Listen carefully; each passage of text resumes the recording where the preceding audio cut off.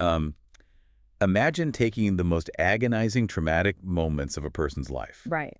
like their unjust condemnation, their public humiliation, their physical collapse, Mm. and their eventual execution. Yeah. Heavy stuff. Really heavy. And then imagine carving those specific moments into 14 distinct visual scenes and hanging them on the walls of your local neighborhood church for people to physically walk past. I mean, when you put it like that, it sounds intense. It does. From a modern perspective, it might even sound, I don't know, a bit morbid. Yeah, definitely. Because, well, we are a culture that typically tries to avoid dwelling on pain. Exactly. When we consume a tragedy, we usually do it from a safe, comfortable distance. Right? You sit in a chair, you read a book, or you watch a screen. Yeah, the story moves, but your body stays perfectly still. We really prefer to be passive observers. I mean, keeping a physical and emotional barrier between ourselves and the difficult parts of a narrative, Yeah. it just feels like a basic self-preservation instinct. But the ancient spiritual practice we are examining today actively tears that comfortable barrier down. It demands that you stand up, move your feet, and physically walk right into the center of the suffering. Welcome to today's deep dive. We are exploring the Stations of the Cross, which is an ancient walking meditation that guides people step by step through the final hours of Jesus Christ's life. From the very beginning of the end. Yeah, the journey begins with Pontius Pilate condemning him to death, and it ends with his lifeless body being sealed in a tomb. Okay, let's unpack this. Because whether you are a devout Catholic utilizing this for this season of Lent, or, you're simply a secular listener who is insanely curious about how human beings use physical space and ritual to process grief. Which is a fascinating topic on its own. Totally. The stack of sources we're looking at today reveals an incredibly rich psychological and spiritual framework. This is really about embodied cognition, right? Like how moving your body actually changes how your brain processes empathy. Yeah, what's fascinating here is that the physical movement is the entire point. This devotion is a journey along the Via Dolorosa, which translates from Latin as the road of suffering. Right. So to understand why these 14 images are mounted on the walls of, well, millions of local parishes worldwide, we have to look at the geographical origin. Here it all started. Exactly. After the crucifixion and the events of the first century, early Christian pilgrims would travel to Jerusalem. Which was a massive deal back then. Oh, absolutely. And they didn't just read the scriptures when they got there. They sought out the actual literal route Jesus was believed to have walked while carrying his cross. Wow. Yeah, they were tracing his footsteps through the dusty, chaotic streets of the city and stopping at specific spots to pray where specific events occurred. Which is just an incredible undertaking. But I mean, as Christianity spread across the globe over the centuries, booking a trip to Jerusalem wasn't exactly feasible for, the average farmer or tradesperson in Europe. No, not at all. By the late Middle Ages, making a physical pilgrimage to the Holy Land became prohibitively expensive. Yep, and dangerous. Highly dangerous due to geopolitical conflicts. The vast majority of people would never possess the means or the safety to make that journey in their lifetimes. So what do they do? Well, recognizing this massive barrier, the Franciscan friars, a religious order tasked with guarding the holy sites in Jerusalem, they formalized a brilliant solution. I love this part of the research. Yeah, they figured if the people could not safely travel to the pilgrimage, the Franciscans would bring the pilgrimage to the people. Right. So they began installing artistic representations of these specific stops, these stations inside European churches. Looking at the historical notes here, it strikes me as like an early form of spiritual virtual reality. That's a great way to put it. Right. It's essentially an accessibility innovation. They recreated the exact geographical and emotional beats inside a local parish so that anyone, regardless of wealth or status, could participate. And that virtual reality analogy holds up incredibly well from a neurological standpoint. Really? How so? Because just like modern VR, this devotion relies on spatial awareness and embodied participation. Interesting.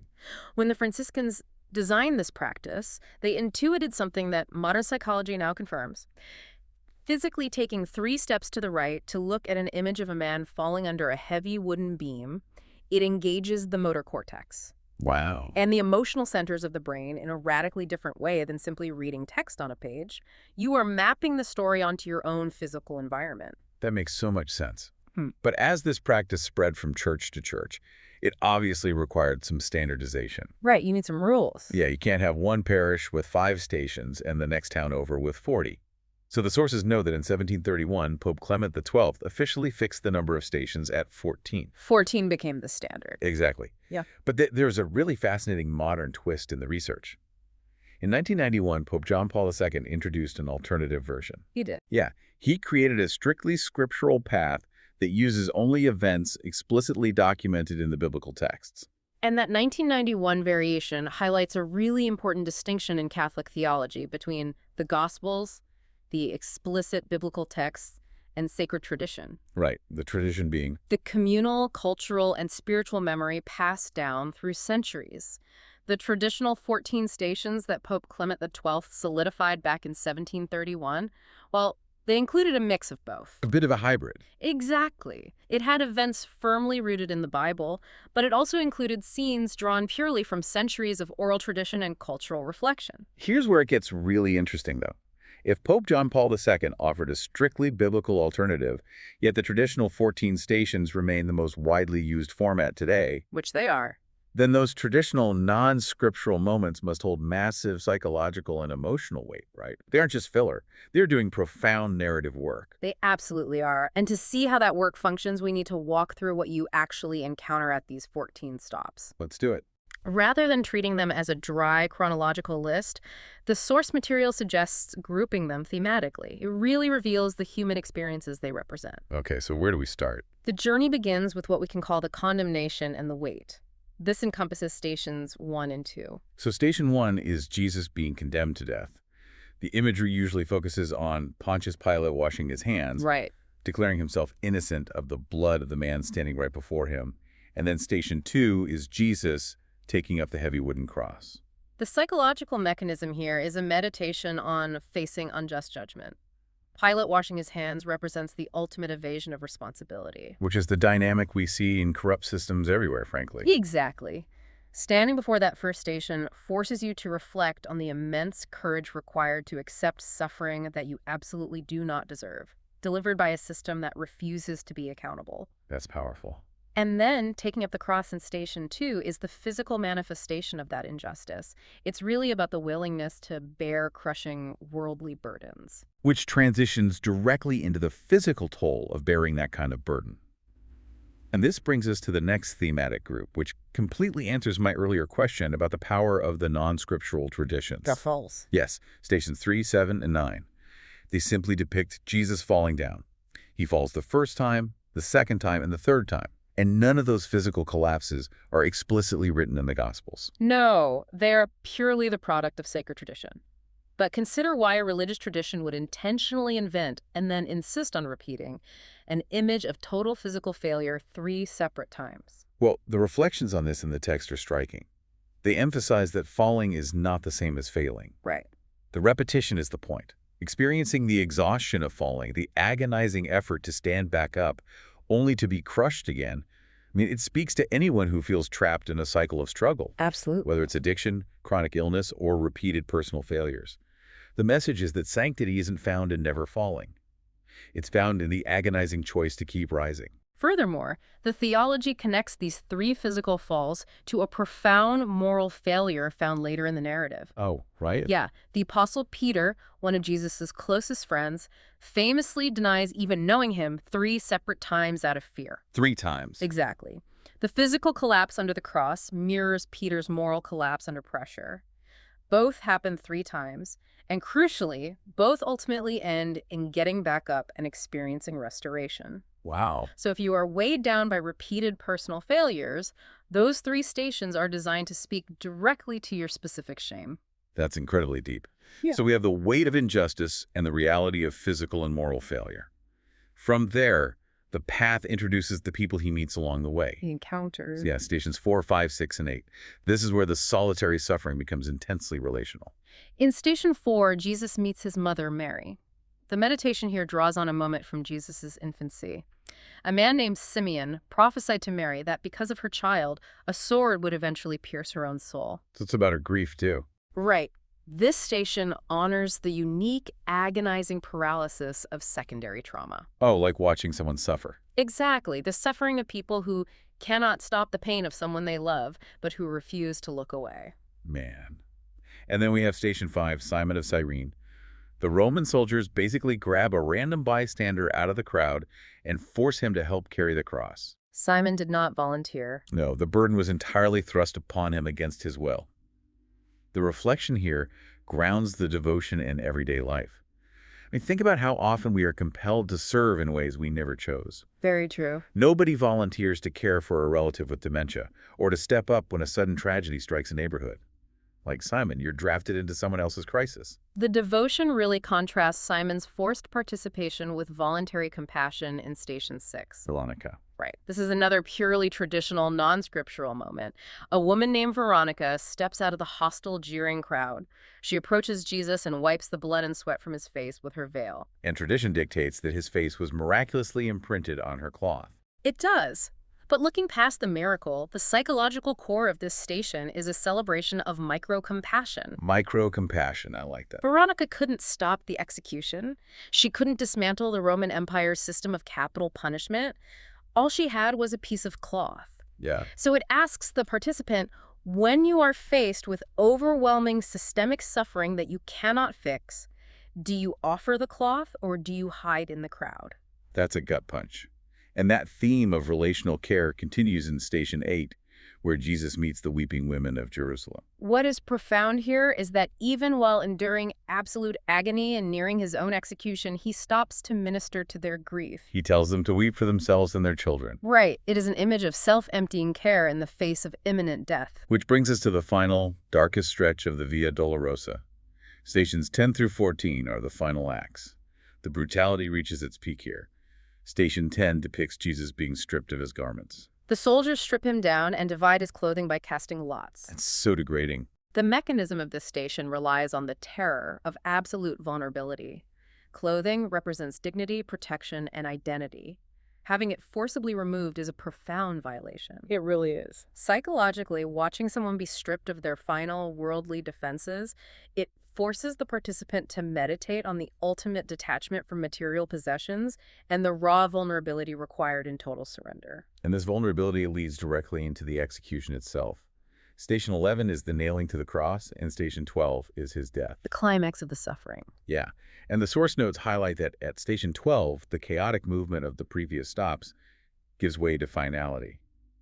Many parishes observe a strict collective period of silence at this exact spot. The silence is vital. It disrupts the human tendency to rush past tragedy. The devotion forces you to stand still and simply sit with the reality of death. And the narrative doesn't abruptly stop at the moment of death. Station 13 is Jesus being taken down from the cross, his lifeless body given to his mother. Yes, for you listening, if you're secular, this is the classic image of the Pieta, which most people recognize from Michelangelo's famous sculpture of Mary cradling the body of Jesus. Psychiatric. It's a masterclass in processing the painful reality of grief and the physical heaviness of having to let go of someone. Finally, at Station 14, the body is laid in a rock-cut tomb, and a heavy stone is rolled across the entrance. That sealed tomb is where the physical walking meditation concludes. Which is heavy. Processing all of this takes about 30 to 45 minutes of sustained focus on really heavy themes. Because this relied so heavily on physically moving your body to process this grief, it raises a logistical question for me. Okay, what is it? How do you actually do this in a crowded modern church or even your own living room without it just dissolving into chaos? Oh, the logistics are highly structured to maintain a meditative flow. Okay. If you participate in a church, you generally start near the front, usually on the right side, at the very first station. You physically walk over. You physically walk over, plant your feet, and stand before the image. At every single station, the leader or the individual begins by announcing a specific phrase. What's the phrase? They say, "We adore you, O Christ, and we praise you, because by your holy cross, you have redeemed the world."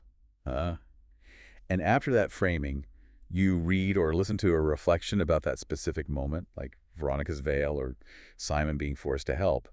But the sources note that you also recite standard prayers at each stop. Right, and Our Father, a Hail Mary, and a Glory Be. Which, even if you aren't Catholic from a purely psychological standpoint, reciting those deeply familiar memorized prayers at every stop acts as a cognitive anchor. That is precisely how it functions.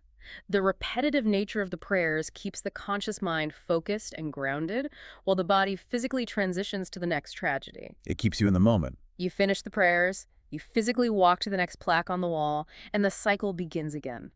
The rhythm prevents the mind from wandering. Now, the sources are also clear that a church building is not a strict requirement. No, not at all. Many people adapt this practice for their homes or neighborhoods. Families might print small images of the 14 stations and display them down a hallway, walking from room to room. That's very common. Others prefer to go outside, deliberately pausing 14 times along a hiking trail or a sidewalk to maintain the physical embodiment of the pilgrimage. But doing this independently, particularly outdoors, does present a challenge. Because of the logistics. Yeah, managing the rhythm of the spoken prayers, the specific meditations, and the physical walking requires immense concentration. Juggling a prayer book while trying to enter a deep meditative state can be counterproductive. To solve that, the source text highly recommends utilizing an audio guide. Specifically, it highlights the stations of the Cross audio playlist on Ave Audio. Oh, that's a great resource. And just a quick note for you listening, looking this up. It's spelled A-V-E, but you pronounce it Ave, exactly like the Latin phrase Ave Maria. Ave Audio. Good distinction. Yeah, a resource like that acts as your virtual Franciscan friar. It guides you through each station, providing the opening invocation, the deep meditations, and the rhythmic response prayers. It frees your mind from managing the mechanics. Exactly, making it ideal for a solitary walk in the woods or pacing through your living room. Having the audio guide dictate the pacing allows you to fully surrender to the emotional weight of the devotion. As for the timing of this practice, it is most heavily utilized during Lent. The 40-day season leading up to Easter. Right, the season of fasting and preparation. Many parishes host communal walks every Friday evening during this season, culminating in Good Friday, which marks the historical day of the crucifixion. Some communities will even take the plaques off the walls on Good Friday and walk them through the center of their towns. It's very public. But the sources emphasize that this isn't restricted to Lent. Friday is the traditional day for meditating on Christ's passion year-round. More importantly, people constantly turn to this specific devotion during unpredictable times of deep personal tragedy or loss. Which brings us to the ultimate theological purpose behind the practice. So what does this all mean? This is where I have to push back a bit on the premise. Okay, let's hear it. We've covered the history, the psychology of the 14 stops, and the logistical mechanics. But I can easily imagine someone asking, why would anyone intentionally spend 45 minutes dwelling on torture, failure, and public execution? It's a fair question. I mean, no matter how you frame it, it sounds like an elaborate, deeply depressing historical reenactment. If we connect this to the bigger picture, if it were merely a historical reenactment, it would indeed be a macabre obsession. Right. But Catholic theology provides a framework that elevates this far beyond recounting a tragedy.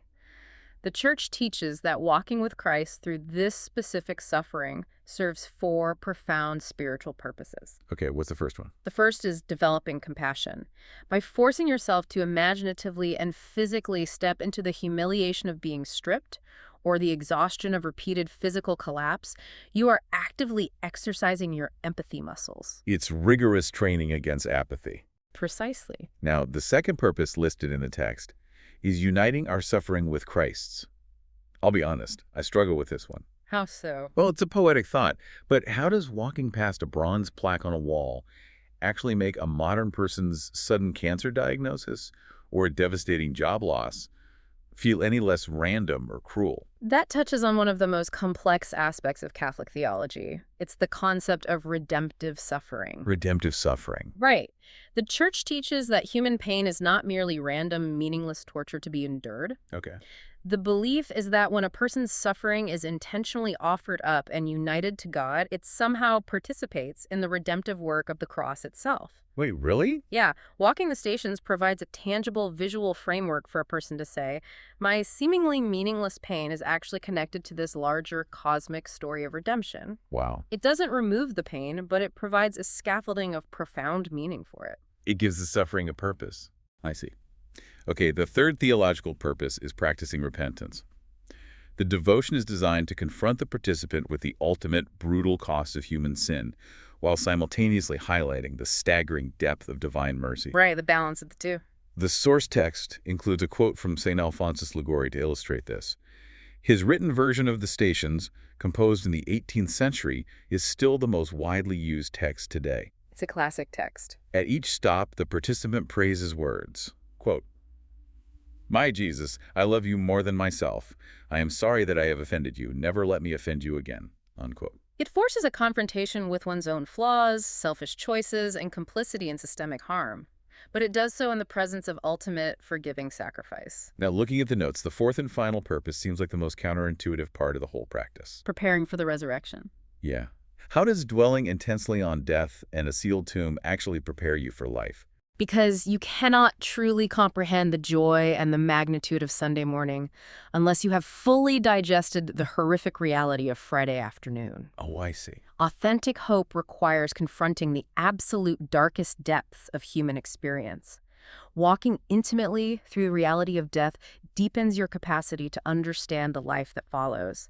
That is a remarkable journey. It really is. I mean, we have traced this practice from the dusty, dangerous streets of first-century Jerusalem to the ingenious, accessible VR-like installations of medieval Franciscan friars. Bringing it to the people. Yeah, we've seen how modern people utilize tools like Ave Audio to bring this powerful walking meditation into their own neighborhoods.